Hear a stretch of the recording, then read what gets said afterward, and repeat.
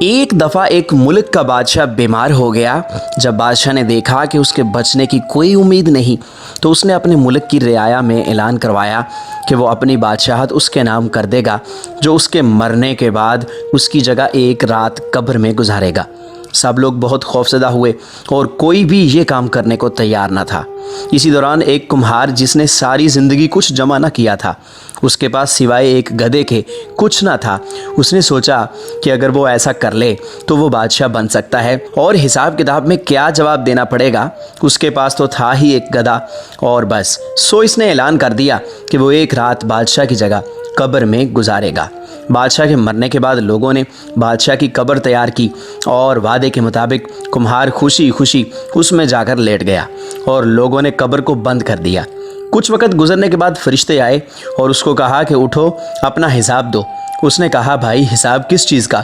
میرے پاس تو ساری زندگی تھا ہی کچھ نہیں سوائے ایک گدھے کے۔ فرشتے اس کا جواب سن کر جانے لگے، لیکن پھر ایک دم رکے اور بولے، ذرا اس کا نامہ اعمال کھول کر دیکھیں اس میں کیا ہے۔ بس پھر کیا تھا؟ سب سے پہلے انہوں نے پوچھا کہ ہاں بھائی، فلاں دن تم نے گدھے کو ایک وقت بھوکا رکھا تھا؟ اس نے جواب دیا، ہاں۔ فوری طور پر حکم ہوا کہ اس کو 100 درے مارے جائیں۔ اس کی خوب دھنائی شروع ہو گئی۔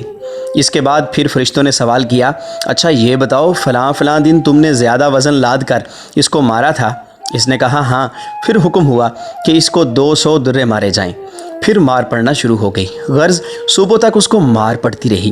صبح سب لوگ اکٹھے ہوئے اور قبر کشائی کی تاکہ اپنے نئے بادشاہ کا استقبال کر سکیں۔ جیسے ہی انہوں نے قبر کھولی تو اس کمہار نے باہر نکل کر دوڑ لگا دی۔ لوگوں نے پوچھا، بادشاہ سلامت کدھر جا رہے ہیں؟ تو اس نے جواب دیا، او بھائیو، پوری رات میں ایک گدھے کا حساب نہیں دے سکا تو پوری رعایا اور مملکت کا حساب کون دیتا پھرے گا؟ یہ کہانی تو فرضی تھی، لیکن کبھی سوچا ہے کہ ہم نے بھی حساب دینا ہے اور پتہ نہیں کس کس چیز کا حساب دینا پڑے گا جو شاید ہمیں یاد بھی نہیں ہے۔